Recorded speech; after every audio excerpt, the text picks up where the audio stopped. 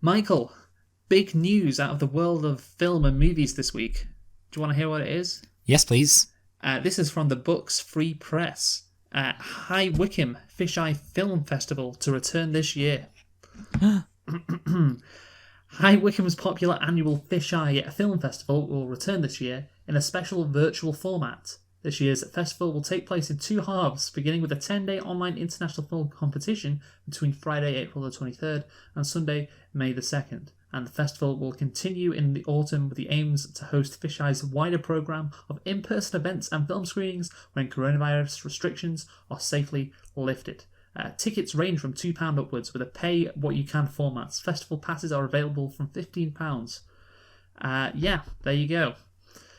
Yeah, for a minute I was concerned that you were just going to say it's online. And I was going to be like, well, that's not very good. But I guess, they're saying it is online, but then they're going to have it in person later on.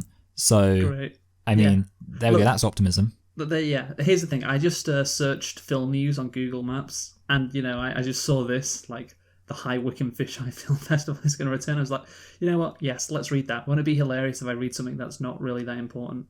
Well, it's important to me because, not to give away too much if my accent doesn't already, but High Wycombe is reasonably close to me. Okay, so maybe you can attend this film festival. Yeah. So, maybe it is useful after all, eh? Yeah. You love to see it. You really do.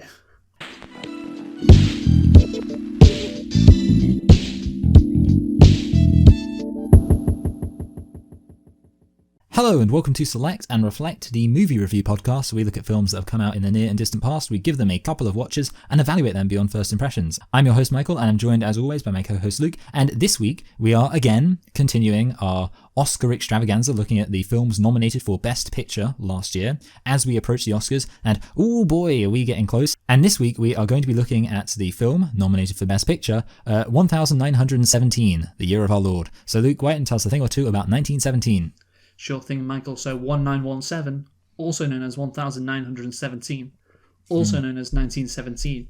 It's a 2019 British war film directed and produced by Sam Mendes. So if it was made in 2019, why is it called 1917? This is very unusual. Who co-wrote the film with Christy Wilson Cames. And it was partially inspired by stories told to Mendes by his paternal grandfather Alfred about his service during World War One. Oh, yeah, that's why, because it's set in World War One, and 1917 was a year in World War One, so this all makes sense. Okay, the movie stars George Mackay, Dean Charles Chapman, wow, what a name, Mark Strong, Andrew Scott, Richard Madden, Claire Debecoeur, Colin Firth, and Benedict Cumberbatch. There we go, we got there eventually. The cinematography, by the way, is by Roger Deakins. I don't normally mention the cinematographer, but that is, of course, interesting considering the movie. It was released on the 25th of December 2019 in the United States and on the 10th of January 2020 in the United Kingdom. So that is quite interesting. It was actually released in 2020 in the United Kingdom, but is classed as a 2019 movie for the Academy Awards. Hence why it is, of course, nominated. The runtime, Michael, is 119 minutes. Don't know why I told you that. Just thought I'd go for it, add in the cinematographer, add in the runtime. But the budget, Michael, that's what is important. Can you tell me how much this cost to make? Well, you're always telling me it's about the cast, and I feel like that will put this to the test, because the cast here is not that big. Obviously, there's kind of some roles by some big people, but it's basically just cameos. The main roles are quite obscure. So if it's about the cast, I would assume that the budget is quite low. But having said that, obviously this does have a lot going on. But I'm still going to see. So I'm going to try and go quite low, but not too low. Don't do this. Don't do this to me. Well, I mean, look, Luke. I don't know where you think I'm going with this. To be honest, I don't know where I'm going with this. I just think it should be quite low because the cast isn't that big of a deal, which is what you're always telling me. You're the one always telling me that the cast matters. So because the cast is pretty boring. It's a very unique movie. It's a very unique movie. Because of the production. Yeah, because of the production. That's what I mean. I was thinking that. Because that's of why the sets. Yeah. Because there's lots of stuff going on. Yeah, the amount of extras. Look at the amount of uniforms. It's a fucking. Yeah, I mean, well, that's why. I mean, I was thinking that. So I guess, I mean, well, now I genuinely have no idea because, like, obviously it would be more than a film with far less going on. But 50 million. What were you going to guess originally? I don't know. I was kind of thinking like maybe 30 million. So was what I was going to guess originally. Okay, well, The budget, Michael. I didn't think it was going to be this high. Okay. I thought it'd be like 70. That would be my guess. But yeah, it's 95 million, which is the budget. Wow. And I can't believe you were thinking 30, considering that they had to build all these structures, like all the buildings that were, destroyed. They had to build all that. Well, I feel like they've got a lot of dilapidated houses in Europe, in continental Europe. Yeah, but this wasn't filmed. This is filmed in a specific location. Where was this filmed? This is filmed in Salisbury. Really? Okay. See, if I would, Salisbury. if I were them, I would have filmed it in former Yugoslavia, because they've probably still got like war zones over there anyway. Problem solved. Okay. Yeah. Right. Great. And so here's the thing, Michael. You joke, but I can't really honestly believe you thought this was like this is an incredibly impressive technical feat, and that would require a lot of money to be spent to make sure that everything works and you can have a realistic building, because that's the thing. Luke, I feel like you gaslight me though, because every single time you're always like, I just said this is a very unique movie. Yeah, and that's why I went quite high. It's not quite high. You said 30. What was Jojo Rabbit? Jojo Rabbit. No. I said 50 after you said it was unique though. Okay, right. Well, you know what? Again, but the thing is, I'm still bashing you for your original guess, and your unique guess was still quite a way off. But anyway, Michael, this is going to be really fucking fun. Can you tell me what the box office was? I mean, I don't know. Did lots of people go to see this film? I don't think so, but yeah. I mean, I would think it. I mean, surely it made it. It doesn't feel like a film that would be like a bomb, huh? Because it's got explosives in it. It doesn't feel like a film that would be a bomb and not make its money back. So I guess I'll say it barely made its money back and go for 200 million. Michael, what do British people love more than anything else? World War One. War. I mean, war. I was going to say war. British troops in war. World War Two. Yeah. There's a preference for World War Two, but we'll also take World War One. Because we're fighting the Germans in both the wars. That's the main thing, really. That's the thing. Most British people. Yeah, but is Britain a huge market? Well, I mean, it's not a huge market, but you consider makes the a fact difference. that I can imagine this movie. I did see. Do you have the breakdown by domestic versus foreign? Because presumably, I will look at that, because the box office was 384 million. Wow. Worldwide, yeah. And I can't believe you thought didn't make his money back. It's a movie. Look, British people love their war movies, they love beating the Germans. As I have often said, the main problem that the British people had with the Nazis was they were German. That was the main issue. So it doesn't matter. World War One, we're fighting them. That's all. It's all good. And yeah, they'll go to see this movie, and they'll love the lads fighting. Look at all of them. Showing how brave they were back in the day, not like today's generation. And yeah, and this movie will rake in 384 million worldwide. And I imagine in the United States as well, this got quite a bit of buzz just because of the technical aspects as well. But yeah, I shall I shall look at the box office here, Michael, just to see. But first, tell me, did you like this movie? Did you like 1917? I thought this film was. I liked it more the second time watching it, and I appreciated quite a few aspects of it. So I guess I'd say I liked it overall. What about you? Yeah, I'd say I did appreciate it. I did like it. You know what? It was good. It was good. It was not a bad movie. It was better than average. So yeah, but I can't imagine just loving this movie. Yeah, I mean, obviously you can appreciate it. But I'm talking about love, Michael. Oh yeah, this movie's. I love 1917. I can't imagine unless you're a cinematographer, you're actually in that world. I can't imagine you really loving this movie, because it is, the feat is incredibly impressive, but the story isn't that original. But it's still good. I'm not saying it's bad or anything like that. By the way, I'm looking at the box office breakdown on Wikipedia. It doesn't list what it made in the UK. But it does say that the film grossed 159 million in the United States and Canada, and 225 million in other countries. So it had what we're talking about, 65 million more worldwide than the United States and Canada in terms of box office returns. And I imagine a significant portion of that would be the UK. Like I said, because we love our war movies where our lads go off and kill the Germans. Or defeat the Germans in some way, because there's not a lot of killing of Germans in this movie in particular. But yeah, so Michael, that is the box office. Again, you just got to think. Of course, this was the last movie that was properly watched in the UK before the pandemic. I'm guessing. Before the coronavirus pandemic, I think that was probably true. And maybe I think in the United States it might have been obviously they watched this movie in the United States as, we watched in the UK, like Birds of Prey. I think that came out in February 2020. Yeah. And that was like the last big movie before the pandemic. But anyway, Beautiful. Yeah, but you'll love to see it. Two very similar movies, 1917 and Birds of Prey. But Michael, how many nitpicks have you got for 1917? I've got 3. I have got 4. So Okay. Does that mean I go first? No, it means I go first because we might have some of the same. That is what it means, yes. Yes. I'm just yeah. testing you. Go on. Yeah, I know. Yeah, well, I managed to get it. So, and all of mine are like they're very nitpicky, and I had even more where I was just thinking that doesn't seem right. But one, ambers stay hot for a very long time, and they weren't even like, they were just like a few embers, not ambers. Silly me. Obviously, I'm talking about when they kick over the bucket. He says, "Oh, they Ambers didn't go are that hot, long though. ago." Yeah, ambers are sexy. This one's like a bit weird. The whole like rat tripping the tripwire seemed like it was quite incidental. Like maybe I missed something, but it seemed like it didn't. Like the rats would have presumably been moving around the whole time before they got there. So, you would have thought if the rats could trip the tripwire, they would have tripped it possibly before they got there. And it seemed like kind of coincidental that it happened to happen just as they were there. I don't know if there's a reason that's not a valid nitpick.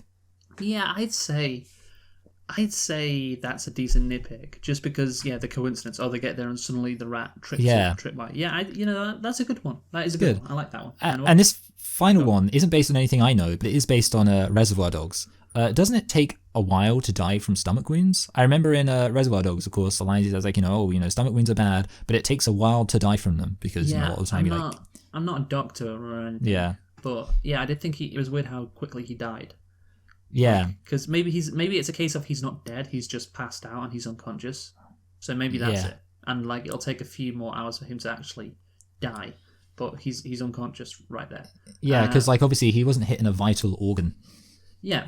Just and the that's gut. the thing. Well, that's the thing. Initially, when it happened, I didn't think he would die, which we'll get onto in the movie. I thought it'd be one of those things where he gets like, dies from his infections afterwards, and it makes you all sad.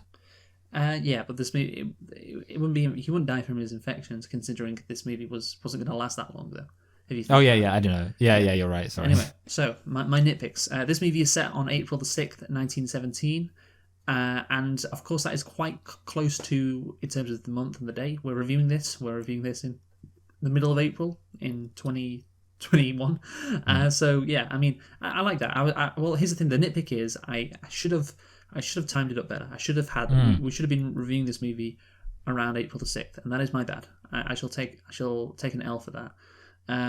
So we'll move on to my next one.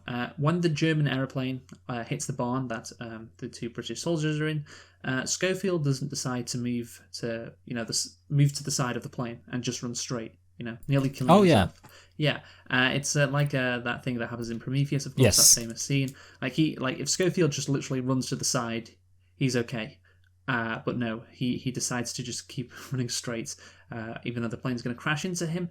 And also a kind of a secondary nitpick to that, the plane just happens to hit the barn that they are in as well. Could have hit any place, could have gone anywhere, but hits them.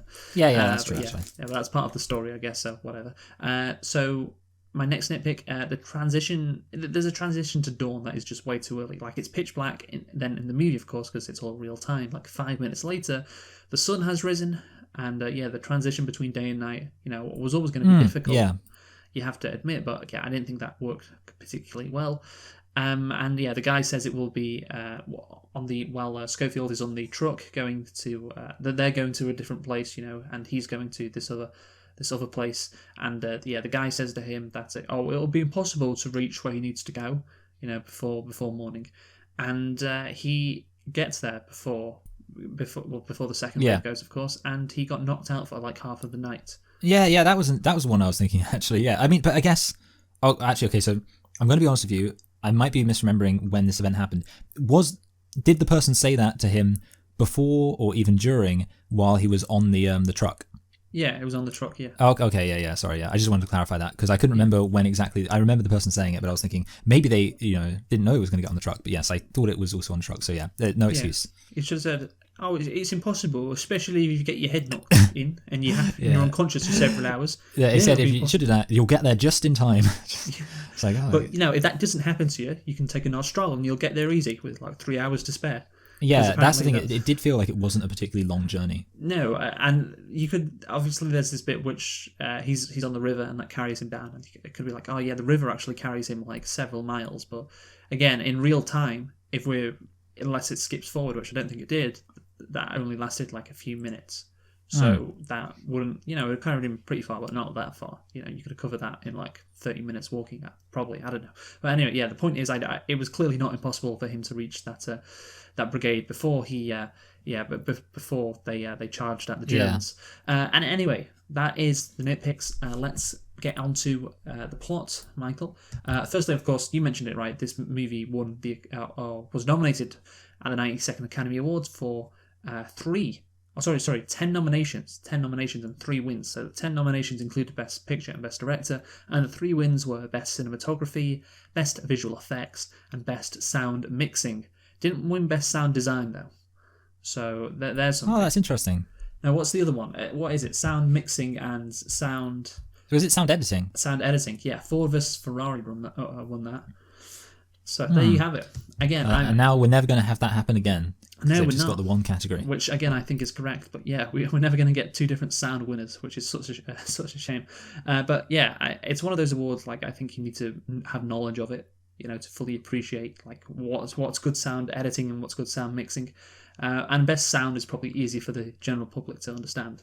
And yeah, there shouldn't be 2 awards for sound. Like there's 1 award for best actor. Come on now. Anyway, so we are reviewing this movie. Of course, very successful critically and commercially.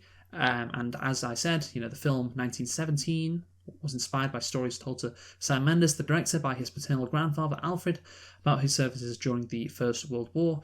And the film takes place after the German retreat to the Hindenburg Line, or the Hindenburg Line, during Operation Oberreich, and follows 2 British soldiers, Will Schofield, who is played by George Mackay, and Tom Blake, who is played by Dean Charles Chapman, in their mission to deliver an important message to call off a doomed offensive attack. So yeah, the sneaky Germans are tricking them to attack, and the British, because they're just so noble, are rushing in headfirst to claim victory and glory.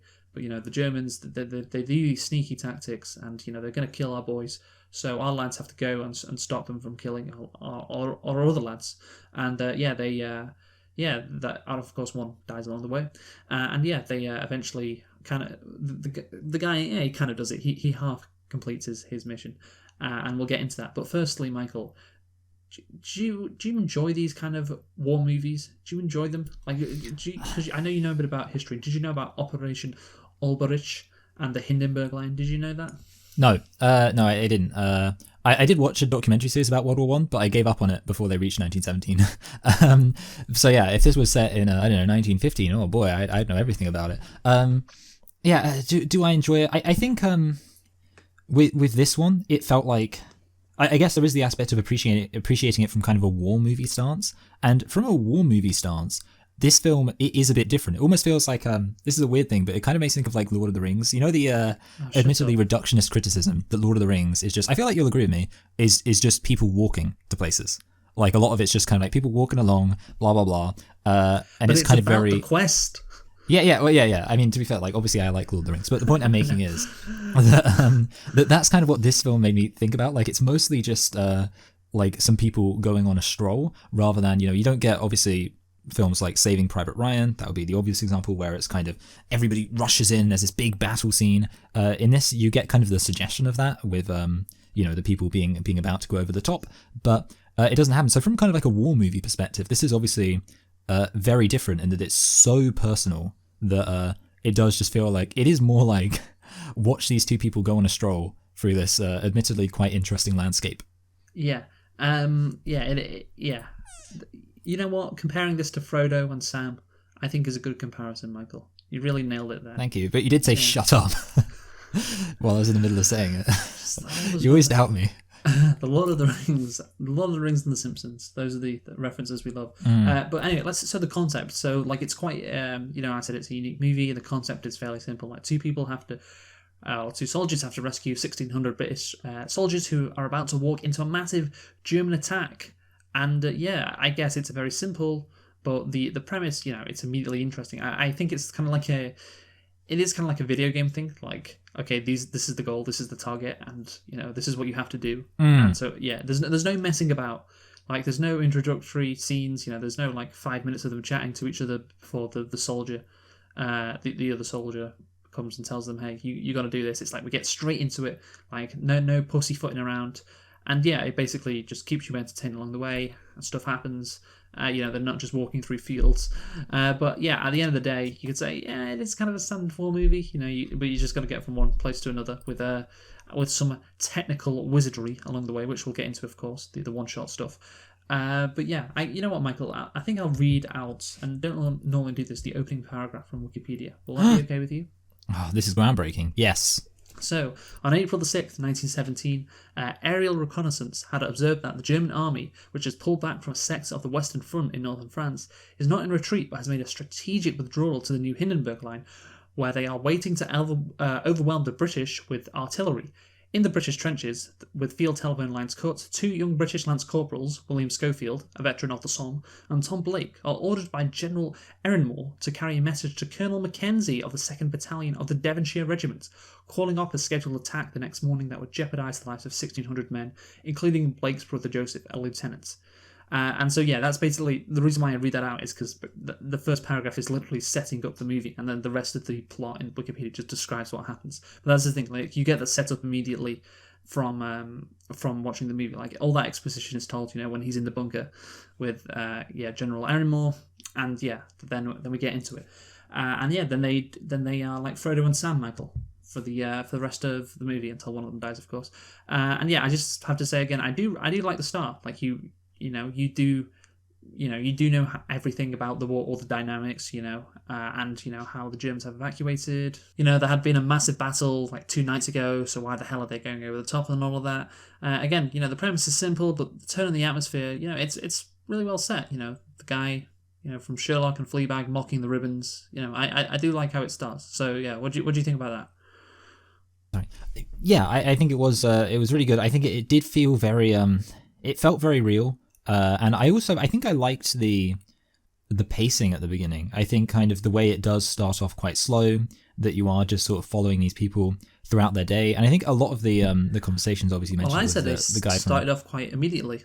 Okay, no, sorry. So I mean, I get what you're saying. So obviously the inciting incident is immediate, and yeah, yes. I can see it. Yeah, but obviously it's kind of like it's not like despite you understand what's happening, but you understand what's happening even though nothing has actually happened. You get what I'm saying? So what I'm saying is, in the kind of beginning of the film, nothing really happens, and yet at the same time you understand exactly what the stakes are and like where the film's going, which I think is quite a nice combination. So it's sort of like it's not one of those situations where the film starts off fully action to the hills and you don't really know what's going on. It's kind of the opposite to that. The film starts off quite slow. You kind of have these little conversations with obviously the guy from Sherlock, all the other people. They're kind of just chillaxing on a field, but you have that knowledge of like, okay, this is what they need to do, and it's kind of it's like a video game. Yeah, that's it. Yeah, it is like a video game. But yeah, I think it's kind of actually it's quite weird because in a way it's almost like it's simultaneously slow paced and fast paced in that it's sort of like you have the element of they need to do things quickly, and yet because of the fact the film is sort of presented in real time, it means you actually have to experience all of the individual delays that the characters will experience, like when they have to talk to somebody and like ask them, and then maybe that person is not being entirely helpful and things like that. So yeah, I did like that. It is fast paced and slow paced at the same time. You're right. It does feel like that because obviously you've got like the fact that all these crazy things happen to this guy in like less than an hour, and he's doing all this shit. But then also you have the fact that it's you just follow him and he's just like for like 10 seconds they're just walking like through a field and it feels slow. So yeah, it is simultaneously fast and slow at the same time. Just how like in the war, I think Sam Mendes made this point. It's like they're doing something like the war was a really slow thing, but these guys are having to do something I guess incredibly exciting. Yeah, maybe exciting. Yeah, word, but kind of like I guess like war is by its very nature quite a drawn out thing. Even though it's simultaneously, it's like exciting and yet drawn out at the same time. Yeah, exactly. Well, yeah, again, I don't like the word exciting, but yeah, I know. Adrenaline, like they've got to bombastic. yeah, they got to, there's drama. There's the drama of having to accomplish this mission. Intense. Yeah, the intensity. That's a good word for it. That's a better word for it. So yeah, 15 minutes in, of course, they go over the top. And they're walking through no man's land, and yeah, every minute something happens. Like they see a dead guy or a dead horse, barbed wire, a plane, and yeah, like I said at the start, it just keeps you interested. I described it as very, very methodical and polished. That's what I feel like. It's like, okay, like after a minute, okay, they've spent like, I don't know, 15 seconds walking. Okay, now we're gonna have another obstacle for them to overcome to keep you engaged, to not lose you if you're in the audience. Now they have to crawl around this massive pool. Then there's these rats that are in this dead guy, and you have to make sure that you get out of that, etc. All of that stuff. And then obviously they get to the German trenches, and you have I think it's a really good scene. The guy getting trapped under the rubble, Schofield, and then him having to be released. Because here's the thing, like you can obviously that would have been cut. Like, there's no chance that's like a complete one shot. There would have been some, fakery in there to get him underneath all that rubble and shit. But yeah, it's still, I like it, because it is quite different to how the rest of the movie has gone. Because there has been, like you said, there's been no like drama happening, and then that's the first moment. And yeah, I think it works quite well. What do you think? Yeah, I think it does. I mean, it is kind of interesting actually within the context of the film. I guess how. Like, after a little while, that feels like a very distant kind of memory and like something you've almost forgotten. Like, by the time they get to, the farm and Blake dies, it's like, that's only like 10, 15 minutes later. And yet, it feels like, man, like, that memory of him being trapped under that, cave-in feels pretty distant at this point. So I guess it's, it is exciting. Obviously, it's like one of the many. I guess that is kind of the thing. It is like, as you said, a lot of things do happen to them, and therefore, I guess it's exciting to kind of experience it, but it's sort of weird to look back on it and just be like, oh yeah, like all of this stuff happened. Video game.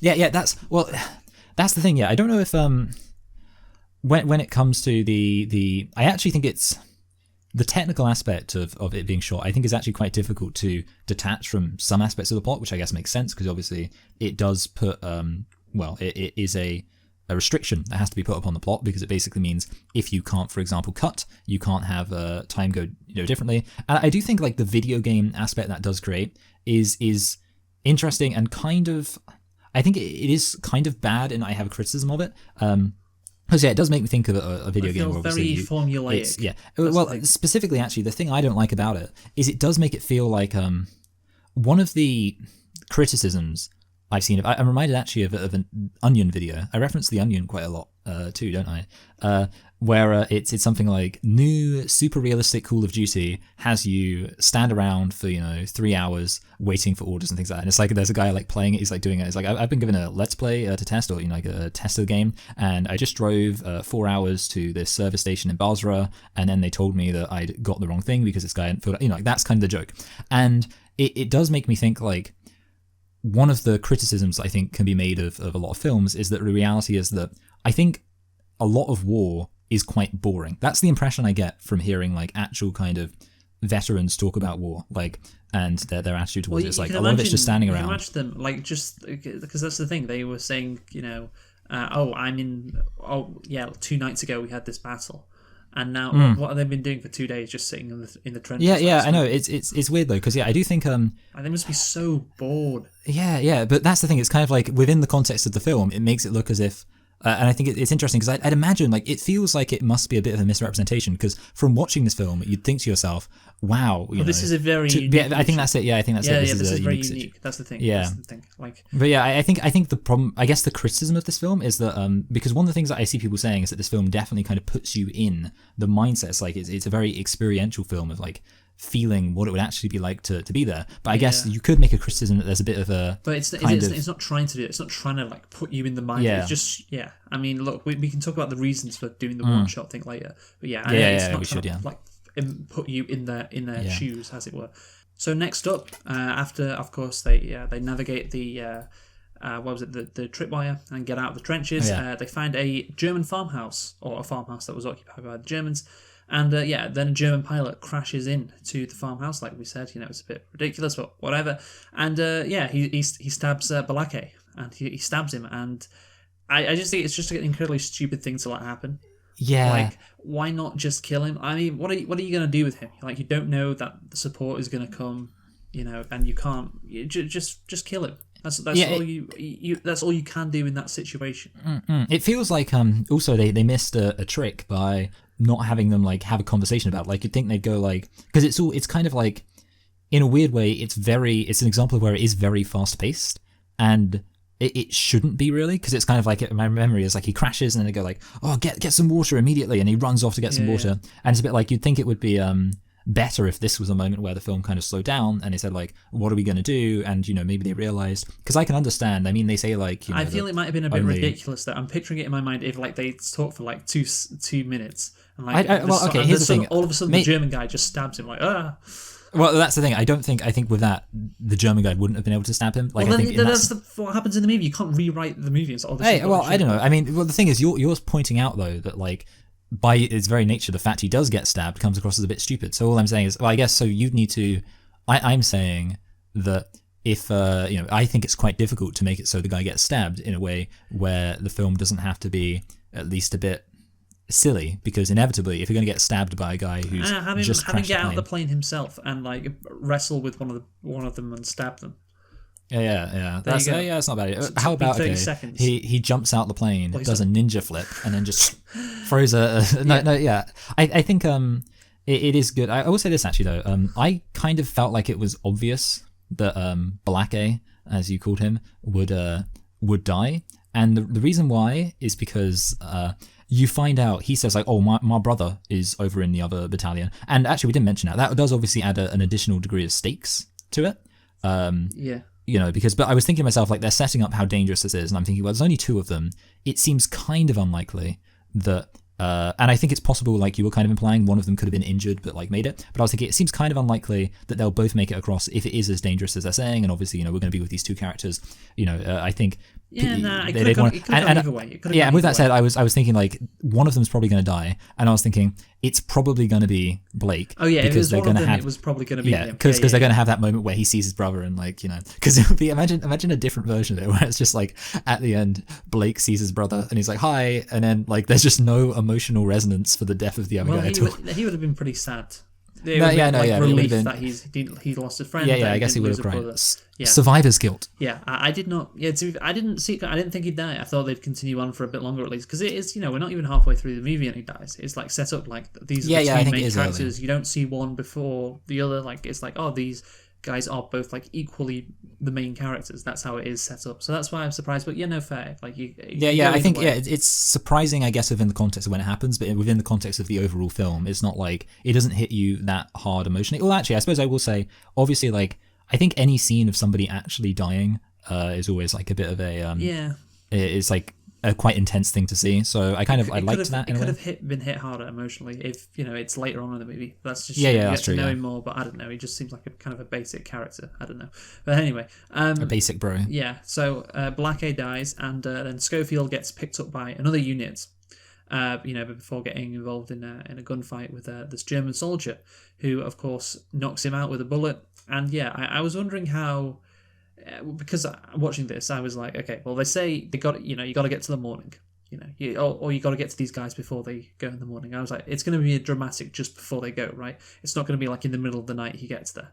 I can't imagine that being the case. And since it's one shot, you're following them. It's a 2-hour movie. Like the movie starts off probably in the middle of the afternoon.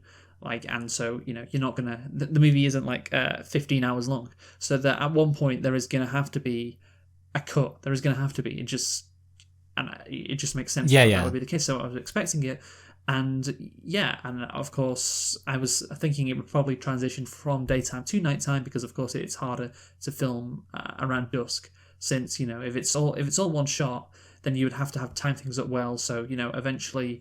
If because otherwise if it was natural light, you'd have to have a situation where it's like they mess up a take and it's like, okay, we're gonna have to wait till tomorrow. Yeah, exactly. So we can see if we can get that sunset shot. It'd be and you'd have to time it even more. Like it'd be fucking annoying to do. And then there's the lighting. You gotta think about the lighting as well, because obviously the light changes pretty dramatically from night to day. You got to think about this stuff. And so obviously I didn't think they'd like actually film between dawn or dusk, either side of night and day. And they didn't. So it's not surprising that they cut to like, oh, it's nighttime now. And once again, he's walking through it. He sees a soldier. He very well could be a German, and he is a German. And he doesn't shoot him when he sees him. He can see he's approaching him, and he's not hidden. Like, he doesn't shoot him, or he doesn't hide. I mean, eventually he does, but again, I don't know. It just seems like, and it happens a bit Bad later. survival instinct. Yeah, but it happens a bit later as well when he tells this German soldier, he decides not to kill him. He goes, shh, like that. Like, be quiet, okay? Trust, oh no, you're not going to do that because we're in a war and you're on the opposite side. Oh, so he's actually going to shout. And then he's going to kill him. And he didn't kill the other drunken soldier either. Like, he was there. I don't know, it just seems like, if they're going to kill you, which they clearly are, why not kill them? I don't know. This guy just he's like a pacifist. Well, yeah, I mean, it's interesting because I was going to say, actually, I can't remember the context, but no, well, what I was going to say is that apparently, like, a very small percentage of soldiers I think this was a study in World War II, but I assume it would apply across wars, actually shot to kill and like actually, shot their guns consciously at the enemy, suggesting that lots of people in World War One and World War Two didn't want to kill people, but I would assume that on an interpersonal level, when someone's actually coming at you with the intent of killing you, yeah, you would do it. And seeing as because he kills some people sometimes. In the first instance, just that's it. Yeah. He is. Yeah, I guess that's it. He does come across as kind of incompetent, and yeah, he doesn't come across as like the guy who would just be the best at doing it. So it's just like, I mean, I guess he got lucky though. Yeah. So maybe that's the message. It shows that sometimes you can be really crap and still succeed. Yeah, I mean, how many shots are fired at him and he just like happens to avoid it because he didn't fucking kill them. But anyway, yeah, I mean, I'm not a bloodlustly guy, Michael. I don't want to see people die. I'm just like, if they're gonna kill you, clearly just kill them first. That would be the smart thing. But yeah, he just doesn't do that. But in the meantime, we do get a lovely scene where he's, of course, with this French woman, and she has a baby. It's not hers though. And just a nice little scene. He gives her the milk and everything. And I like that and all. And yeah, it is quite a nice break. I'm sorry, Luke. You like stealing milk from defenseless calves?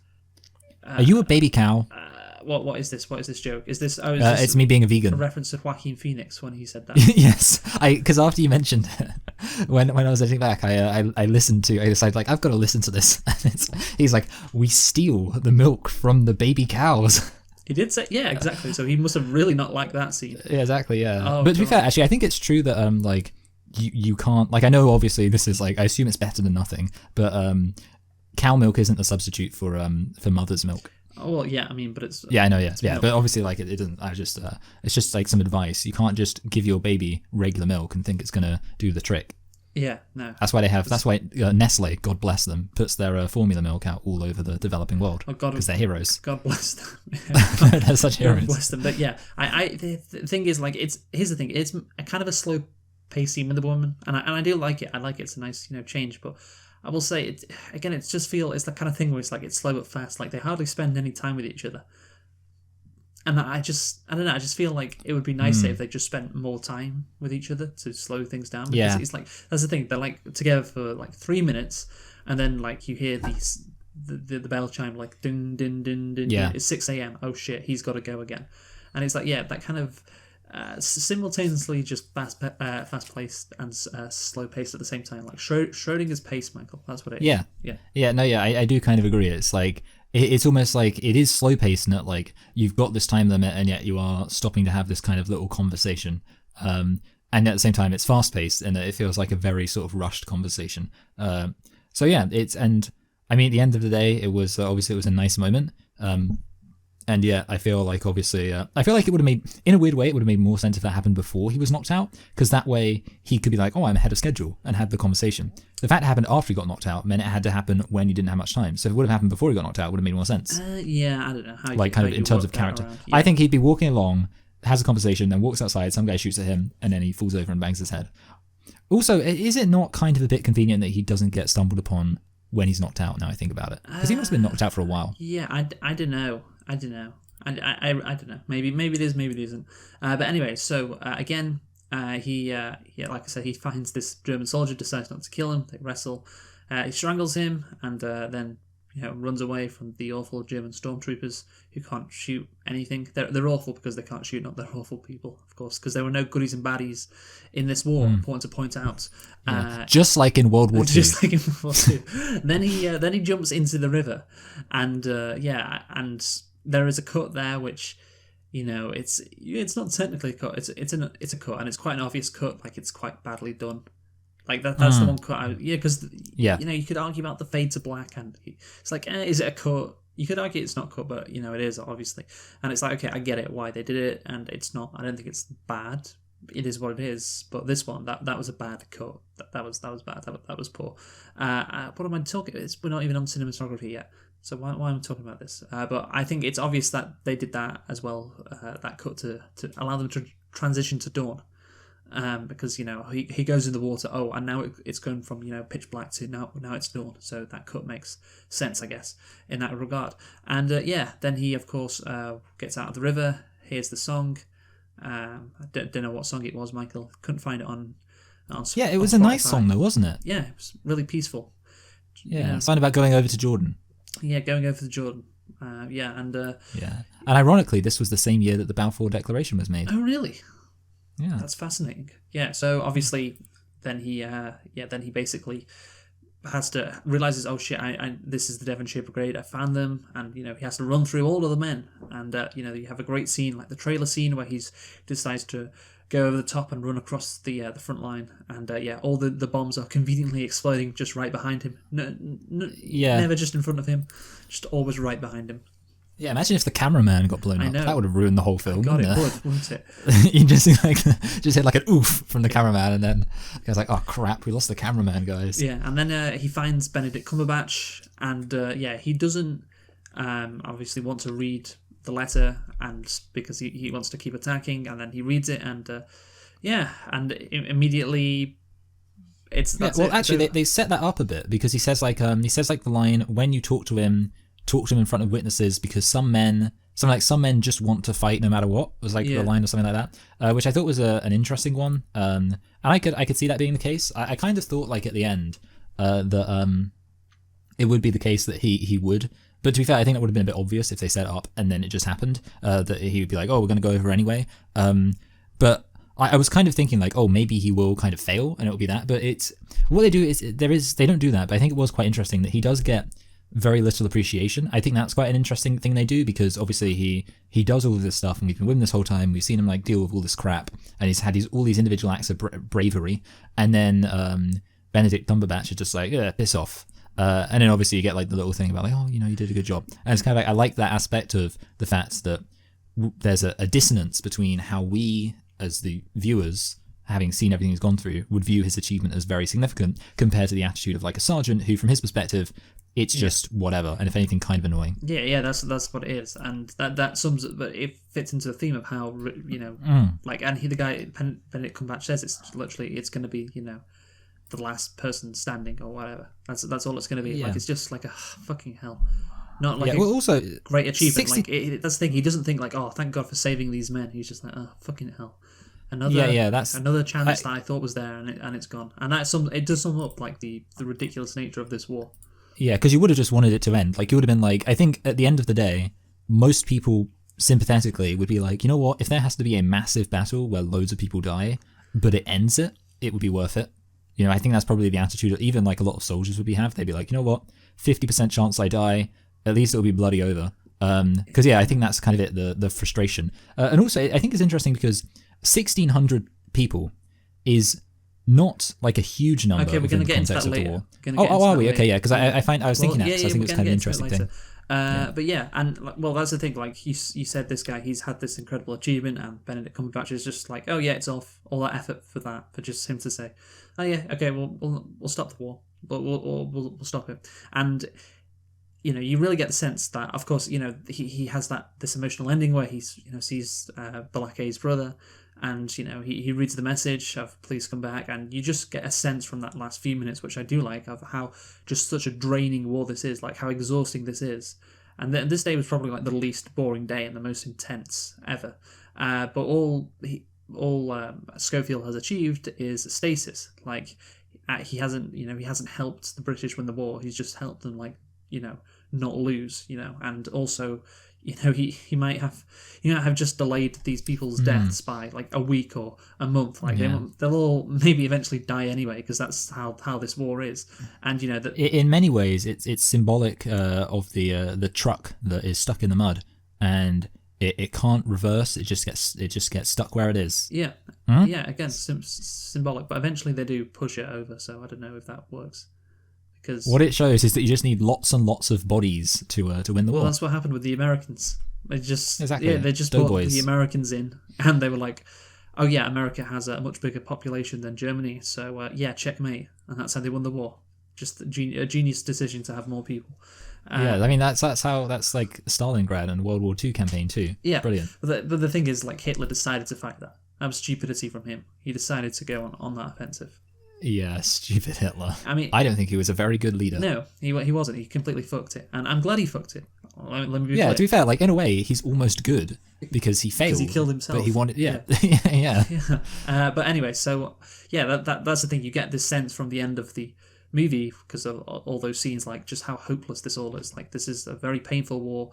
It's hopeless, and I do like that. You do get that sense when the final. The final scene comes, and we cut to credits, and that is a good sense to get out of this war, because I'm sure in that period, in the year 1917, of course it's not 1918, it's 1917. There would have been a sense like, when the fuck is this thing gonna stop, man? When is this gonna stop? Everything I do, like, did I really achieve anything? I saved these lives, but maybe they'll just die like in the next week. His brother's okay. I saved him, but maybe. He's going to die. My friend's died, and I get this message from my wife or whatever. It's like, oh, please come back. I was like, yeah, I don't know if that's ever going to happen. Like, just nothing seems to ever change. And it must have been like that mentality. And I'm glad that you got the sense of that movie. Sense of that out of this movie, because that was correct. I think war never changes. What is it That's good what they say. for? Absolutely nothing. Yes. What is it good for? Making films or giving inspiration for films. Yeah, exactly. So the characters now, Michael, we'll talk about, I guess, the characters. So you got two main ones, obviously. Schofield, that's the thing. I thought we were going to have like a kind of like a buddy, I don't want to say cop. A buddy comedy. No, I wasn't thinking. They should have had Chris Tucker and Jackie Chan. But here's the thing: you have Schofield, who's like through with it all. He doesn't care about the war, exchange his medals for like some wine or whatever. Like an Odd Couple. Yeah. Well, the thing is, he realizes there's no glory in war. He's a veteran of the Battle of the Somme, which, of course, was an infamous war in World War One, which we'll talk about a bit later. And while Balake, he's still enthusiastic, wants to get the medal, and it's quite a cliche of difference between the two main characters. You have to say, like you say, an Odd Couple, but then like he literally dies like 5 minutes later. So it's like, oh, we're not going to get that. That was just there for that one scene, but we don't have them like talking about their different perspectives on the war for the rest of the movie. And obviously you can. I would have liked it if one of them would have said, "You and I have such different perspectives." Yeah, but the thing is, like, Schofield, obviously Balake dies and Schofield survives, and it just enhances Schofield's point of what's the, there's no glory to this. My friend just died, who was like, oh yeah, I want a ribbon, but he dies like 5 minutes later, proving that Balake was. But he gets a posthumous one, probably. Yeah, posthumous. And isn't that what matters? Yeah. Posthumous. Yeah, and I guess the thing is, apart from that, you don't get much of an insight into Schofield, but I guess that's the point. Like, he's just an every man, just like an every soldier, a normal person who's experienced the pain of war. Nothing special about him in particular. He's just another person going through it who's been selected for this mission. So I'm fine with him not getting a deep insight into his character and learning that much about his backstory, because it's predictable. Like, oh, he's probably got a wife and kids, and there's this point where he the farmhouse. He enters the farmhouse and he says, oh, I don't like it in here.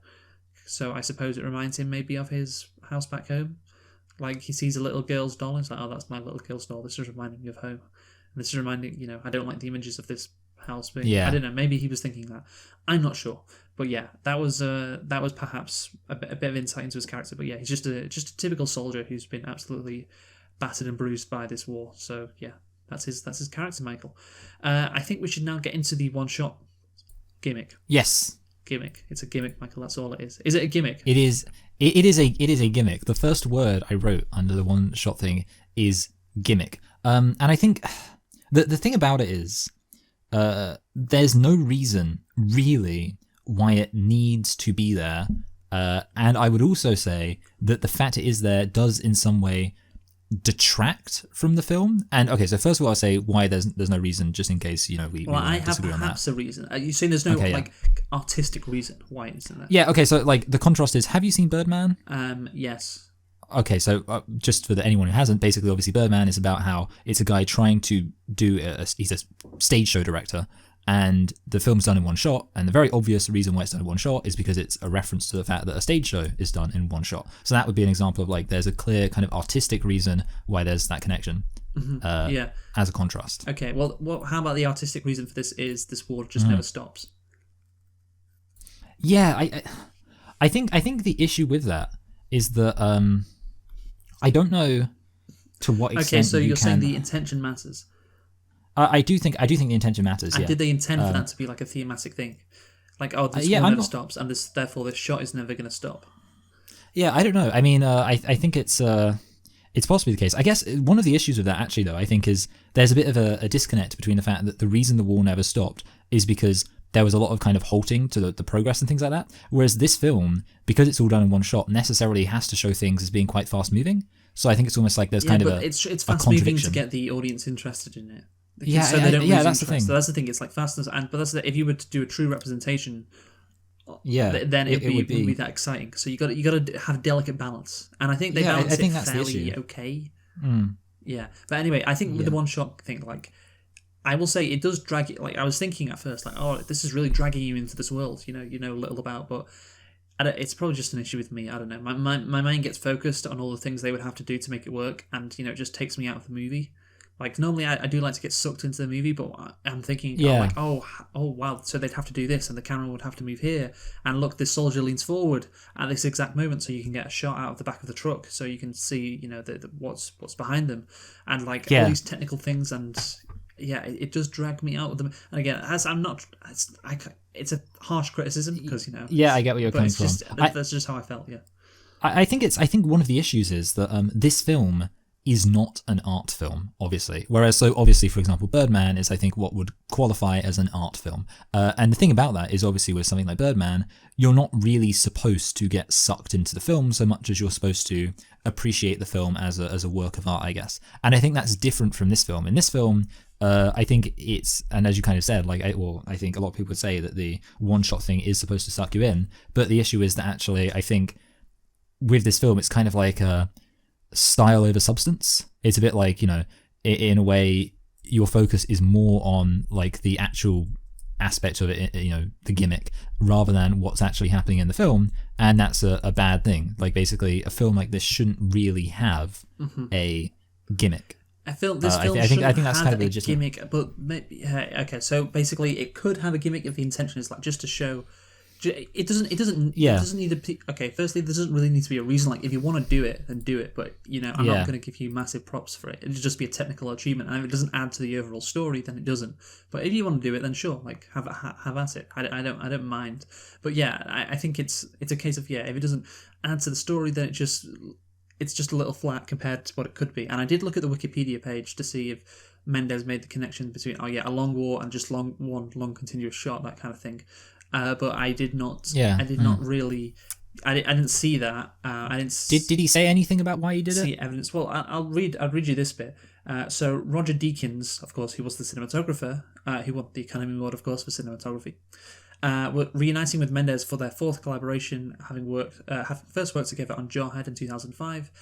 Filming was accomplished with long takes and elaborate choreographed moving camera shots to give the effect of 2 continuous takes.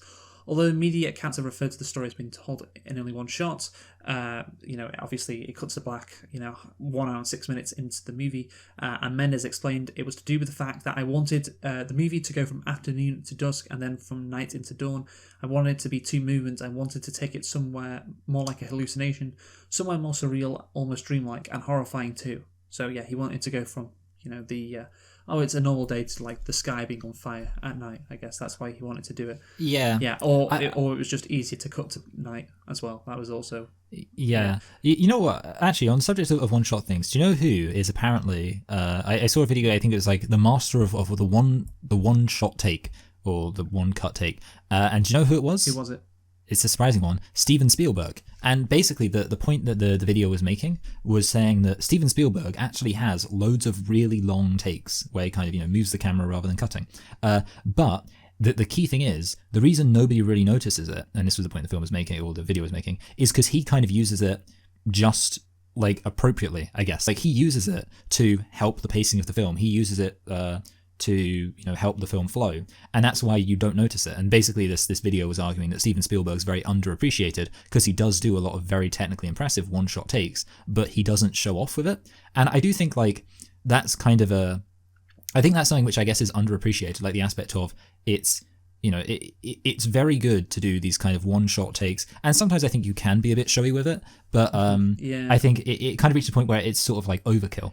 And it's a bit like if you have like, let's say, one battle scene where maybe you do have quite a long take, and it's like, wow, this is, maybe you do notice it's impressive. But also, of course, yeah, you can definitely, there's something to be said for doing it so that the average person wouldn't even notice like that it's I see. not cut. I see what you mean. Whereas in this film, it's a bit like, I guess what is it, family? It insists upon itself. It does. It insists upon itself. Yeah, but I just looked, by the way, in the wiki. I couldn't find a reason why they decided to do it. I was expecting it. I thought that would be one of the central things. Like, okay, it's a unique kind of movie, one shot almost all the way through. So why did they decide to do it this way? Nothing.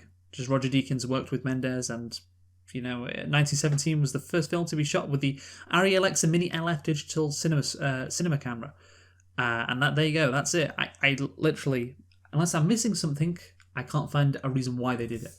So I don't know, Michael. Maybe that's a reference to how there was not a reason for the war either. Yeah, that's. It's meta that way. Yeah, I like it. I like it. But yeah, the one shot thing. Yeah, for me, I'll just say, yeah. I mean, I didn't mind it. Again, you could argue it kind of takes you out of the movie, but that's not really, its fault. It is what it is, and it doesn't add anything. But that doesn't mean like I'm gonna criticize it.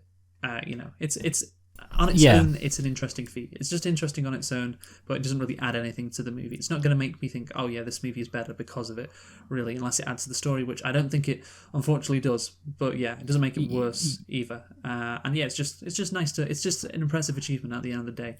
I think my only issue with it is with the whole one-shot thing is I think it does show in some cases they have shot themselves in the foot, ironically, because you do have the moments where they kind of have to compensate, like the fact that, as you pointed out, the whole time they're talking about, oh, this is going to be a very long journey and you're going to struggle to make it, and yet obviously that's not the case because the film has to be done, and so then they have to come up with the excuse of it being immobile. So it kind of like, it does lead to moments which I think make no sense. And also I do think maybe they were hamstrung by that. Yeah, and I think also... Would this movie make as much money if it wasn't for that one-shot thing? I don't know. I think, the one-shot thing, I guess it was like at the end of the day. Maybe that's it. Maybe they decided to do it because it was marketing. But then would it have... I guess the funny thing is it probably would have cost substantially less if it wasn't one-shot. Yeah, definitely. It would have cost a lot less. But the rewards, they probably saw... Yeah, I mean, who knows what... Obviously... Well, let's say they made twice as much as they otherwise could have. I don't know. In which case they would have had to have.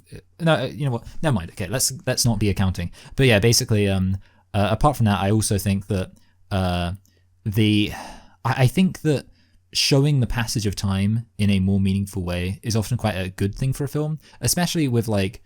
I guess that the thing about this film is like it does show you the toll that war would take on somebody, but it shows it in, I think, a very kind of inaccurate way, because I would assume what the actual toll that war takes on people is like just the constantness of it. And okay, so I know you can say, well, the film does show the constantness of it, but I mean the constantness of it over a series of kind of days and like weeks and things like that. Yeah, I know. Whereas, but I know that's not what the film's trying to do. But I just think personally for me, it just means like comparing it to other war films.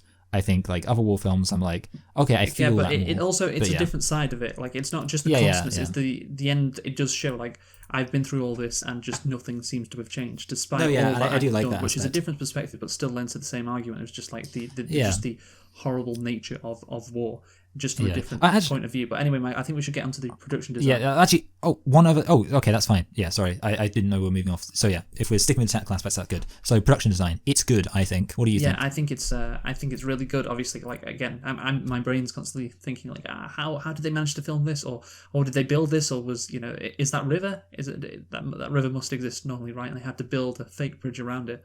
And yeah, that's just again incredibly impressive. But it lost, of course, to Once Upon a Time in Hollywood, which is something that I could see happening because the Once Upon a Time in Hollywood's production was also very well done. So yeah, I think Didn't win that, but considering the competition it was up against, I think that's fair. Anything else to say in the technical aspects, Michael? Yeah, I guess just the fact that it looks like it helps with the immersiveness. Like I would argue, obviously the one shot stuff does help with the immersiveness, but also just the fact it looks so real. And I think it is that is cool. Like I think it's cool, and I think it's kind of the scope of it, because I guess the difference is a lot of the time with other things, it's like very obvious. I think you get the impression that they just had, I'm thinking of the basketball scene in Jack and Jill, but very obvious that they just kind of set up one portion of the set, and it kind of makes it feel like the world isn't as real. Whereas in this case, it's obvious that you get the impression, it's almost like you feel like they traveled back in time to film this, and that the camera could go anywhere, and anywhere it went, it would look like Yeah, World no, that's War the thing. That's what I thought initially, but then, like I said, my brain's like, so how did they film this then? Because I know it's... Because you're making me think about it like in that way. Then I'm thinking, well, obviously it's not, because it's a movie. So then I'm thinking, well, how did they accomplish this? And that's what I'm saying about how it takes me out of the movie. But again, that isn't a criticism on it. It's just like an unforeseen thing on my part. But anyway, Michael, so we'll get into the historical inaccuracy. Oh, wait, sorry, I want to say one thing. I really like, sorry, because we moved off of technical stuff, but I just want to say I actually really like the music. I can't think what it was, but there's a moment when they had this kind of ambient music, and I was thinking, you know what, I like it. And the thing is, you may not have even noticed it because it was like in the background, but yeah, it's like I noticed it at just a moment. I was like, oh, actually, it's good. It was nice. So, Anyway, historical accuracy that I'm interested. Yeah, or inaccuracy, I should say. So, was it that World War I wasn't really done in one take? The film was inspired by Operation Ulbricht, a German withdrawal to new positions on the shorter and more easily defended Hindenburg Line that took place between the 9th of February and the 20th of March. So it took place like basically a month and a bit. However, the main supporting characters all appear to be fictional. So that's interesting. And yeah, I guess, it's more dramatic if it's done over like a day or a couple of days and not like a month, but there you have it. Writing it, so it's kind of based in fact, but this is the interesting part I want to focus on. Writing in the New York Times, the playwright Kathy Templesman argues that the storyline offers a dangerously misleading picture of the war, suggesting a concern for the sanctity of human life from the top down, whereas the reality was an appalling indifference as the British High Command sent hundreds of thousands of their young men to die. She adds that the false heroics and filmmaking feats of wonder served to provide an escape from the true carnage of the Great War, and that in reality the scale of the casualties was such that the potential loss of 1,600 men would not have exacted the response portrayed in the film. The military historian Jeremy Branning wrote, "It made no sense, as the film depicts, to have some battalions 9 miles beyond the former German lines and others seemingly unaware of whether this line was manned. As for the assaults by the Deakins, no unit would attack without adequate artillery support." So that's some criticising, I guess, the war, the generaling. Yeah, the generaling, and how that wouldn't be realistic. But I want to focus on what Kathy Templeton says, which is, basically that there would not be a concern for the soldiers by the High Command, which is what you said. And here's the thing, they only send like 2 guys, and I imagine Benedict Cumberbatch at the end, if he's faced with it, well, should I just kill these 800 because it's the second wave would be 800. Should I kill these 800 people? No. Probably not. I mean, I'd probably want them because that's good for me because they're part of my regiment or whatever. So I don't want to kill them. But again, I don't know if High Command they send 2 people. I don't know if it's and if they don't succeed, they don't succeed. Well, let's just send these 2 people, and one of them, they're not. Yeah, it sounds like it's quite a proportional. Yeah, exactly. That's what I was thinking. It's like one of them is. They're not like the 2 of the best. They're not 2 incredibly skilled soldiers. The reason why they're picked is one of them is literally the brother, so he'll have a motivation of someone else in that regiment. So he'll have motivation to get there in time to stop it. So. Yeah, I really don't think it's that, I don't know, maybe I'm wrong, but I don't think it's they really cared. It's just, we might as well stop this. Yeah, let's send 2 people. Well, also, I mean, the thing is, that's actually getting into what's called the lions led by donkeys narrative, which, from what I've heard, is considered a bit of an inaccurate trope by most actual historians. Like, the reality is that most generals were quite concerned. And apart from anything else, actually, something I found out recently, and I was thinking about while I was watching this, is that the British Army faced higher officer, and I know officers aren't like the highest up, but still higher officer casualties than they did for privates and other lower ranked people. So it does show that there was an aspect of plenty of higher up people in the British Army were willing to put themselves on line. But it seems to me like this idea that the higher ups in the British Army were just just throw lots of men at them, that shouldn't be a problem, is an exaggeration, and one that possibly, if anything, like it's actually Well, perhaps quite helpful for it's an films exaggeration, but there was some Yeah, yeah. aspects where it was true, like Yeah. So I imagine the it's Battle of the Somme, which the guy was Yes. they don't really get into it, and of course he doesn't say a lot, but of course the Battle of the Somme was horrific. Literally, that's what the British generals, they literally did do that in the battle. They just sent men in to die. Like I think one day there was about 60,000 casualties in the British army. I remember, like 20,000 died. the bloodiest Just ever on one day, in and British so history. that was the case. What's he called? Like General Haig, I think. Oh yeah. He just literally sent them in to. I mean, that was the case of the general just go. Well, there you go. Have at it, and they all died. So I mean, that's of course a very famous incident. So that's maybe where the stereotype comes from. But the fact is that did actually happen, and that did exist. But that wasn't, of course, the case for every person. And again, like 1,600 soldiers, like the British Army, would not have been. The audience cares about them because it's like 800 or 1,600 innocent people, but the British Army wouldn't have cared that much. It's like if they die, they die, whatever. But they would probably prefer it not happen. Yeah, I mean, well, if you think about it, I assume like 1,600. So I don't know the terminology, but I guess that's probably like a battalion. I don't know. I think they mention it being a battalion or a company, but let's just say battalion because it sounds fancier. So it's kind of like if you imagine like a British soldier says, "We lost." 1 battalion today, like a whole battalion today. I feel like they'd probably be like, okay, that's not a good thing. Like I'd imagine that's probably the scale at which they think. So it's like 1 battalion, it's probably not the end of the world, but it's like you're probably as an officer not wanting to go up to your, field marshal and be like, hey, we lost an entire battalion today. Yeah. That's probably not going to look good for you. It's like if you lose £100, I don't know. It's like that amount. It's like, I would hate to lose it, but it's not the end of the world. Yeah. Like, losing 100 quid would be shit. It's like, but, I can still, life carries on. That's probably what it... And if you're sending 2 people in to make sure, like, you don't lose 100 quid, it's like... Yeah. And actually, apart from anything else, presumably it does matter, seeing as apparently the entire German plan was to destroy this battalion via their active, via their subterfuge. Yeah. So clearly that's the scale. And to be honest, like, I can imagine that, like...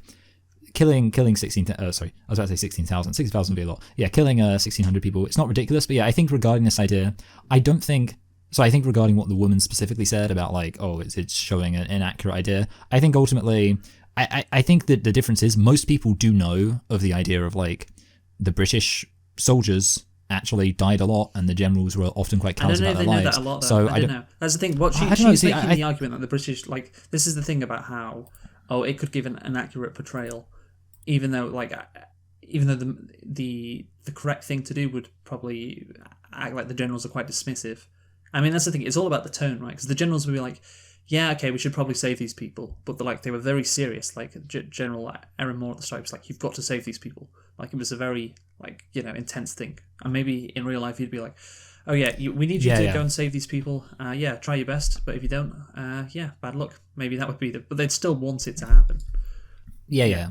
He'd be like, just give it your best shot. Exactly.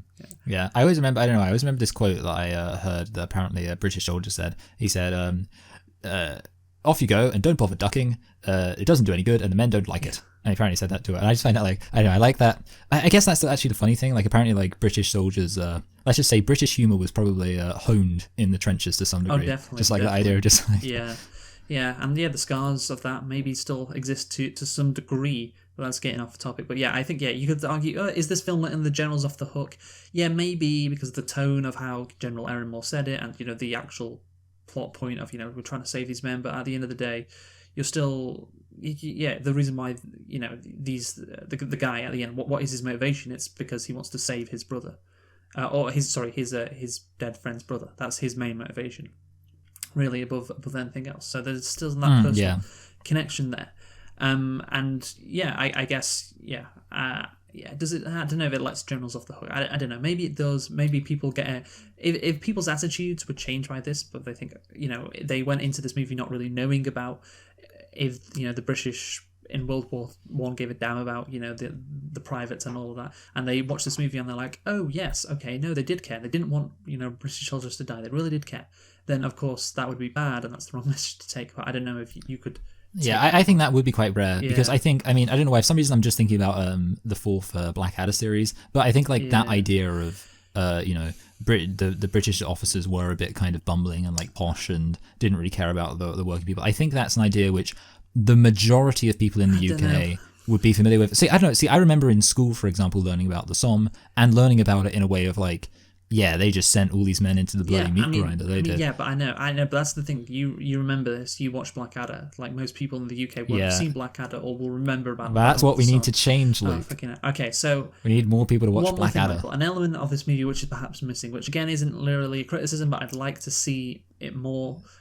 Hitler getting blinded by gas. So the General Benedict Cumberbatch or Mackenzie says at the end, we're only going to win this war if it's the last man standing.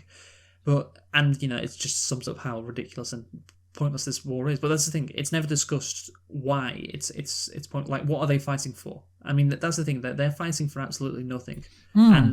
And the thing is, they don't have to bring it up. They don't have to, because they don't make a point like they are fighting for something like freedom.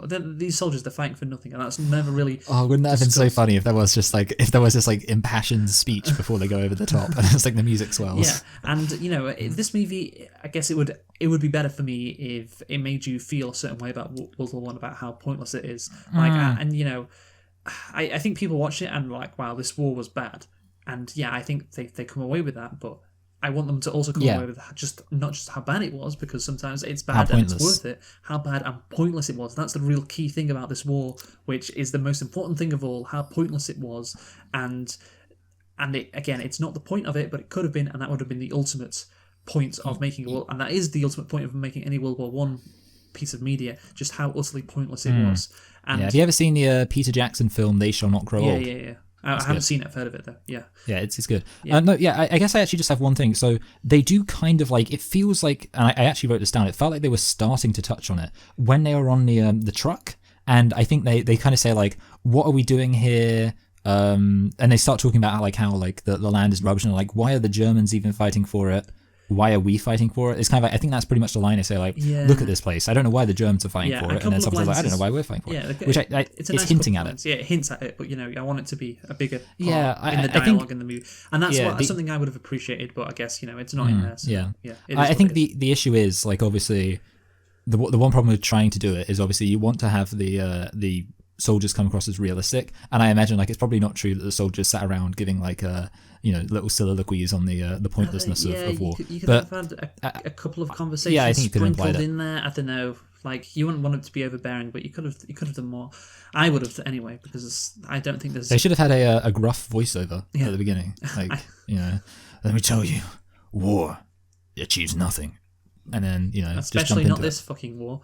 Which we you let the journals off the hook. You let that I talked about. And it doesn't really do that, but if people come away with an impression that is different to how or a good impression of the generals, then it might. But one thing's for sure, that the ruling classes of Europe, they should never be let off the hook in any World War One movie for just showing how how little they care. And then the thing is, we've been having obviously Prince Philip has died in the last week, and we had his funeral today. And clap for Philip. Yeah, and I'm reminded of a comment he gave, which was when he was in Paraguay speaking to a dictator, like, it's nice to see a country where the people don't rule it. And there was this. Really, I didn't know that quote by him. Yeah, that's really, maybe if you wanted to do the video, you'd know more. Well, you know what, Luke? I sent you a list of quotes, and I said like these are the quotes that I've heard from him. But yeah, actually, that's yeah, but that's the thing. Like he was talking about a brutal dictator, and that is.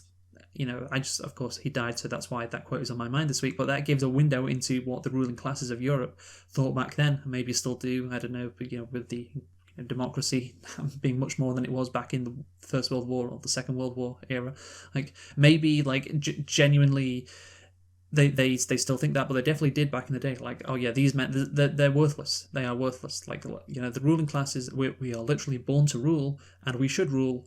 And the people should not rule their, control their destiny. And we can send them off to war to die in the.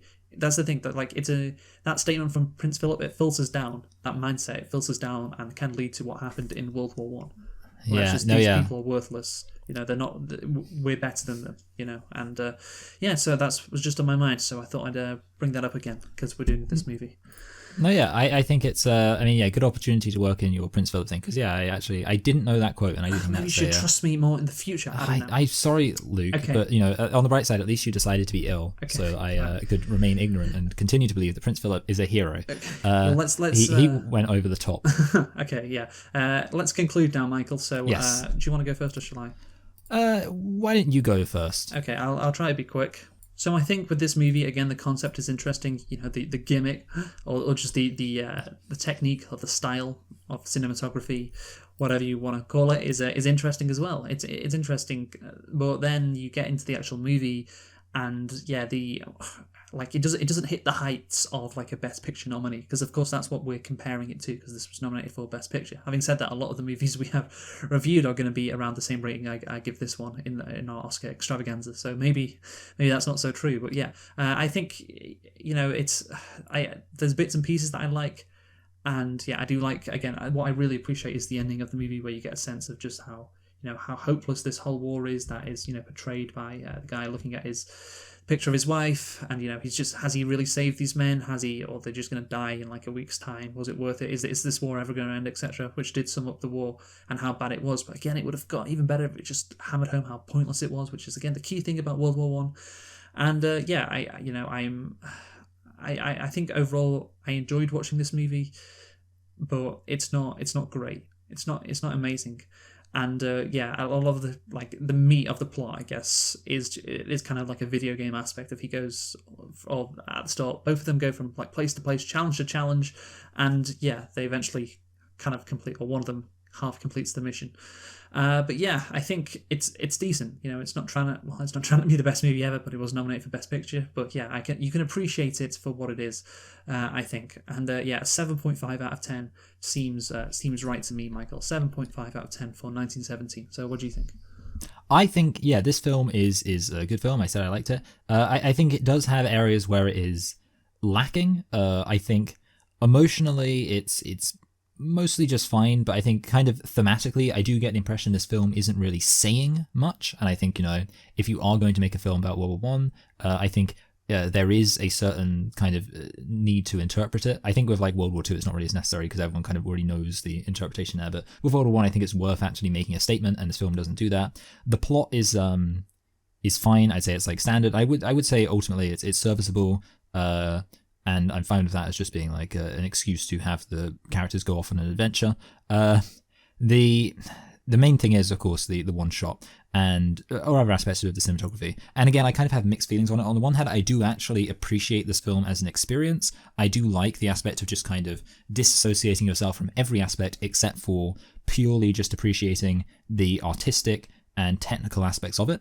And if I were to watch this film again, which I might do, I think I would just watch it and be like, yes, just fully immerse myself in the technical aspects.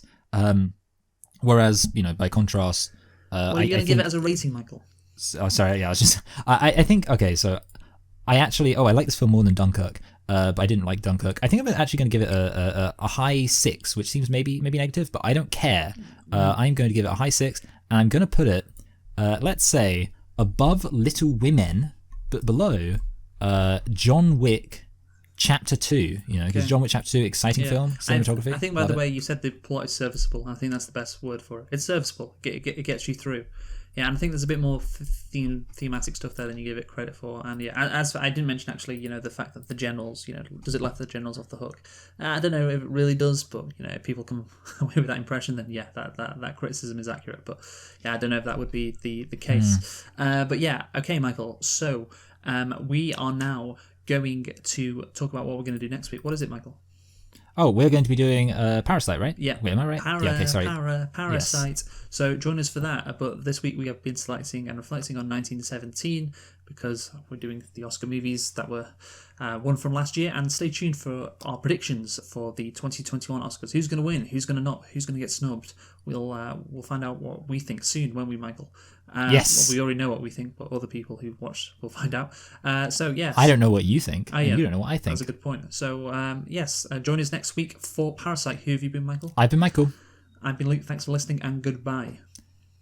Goodbye.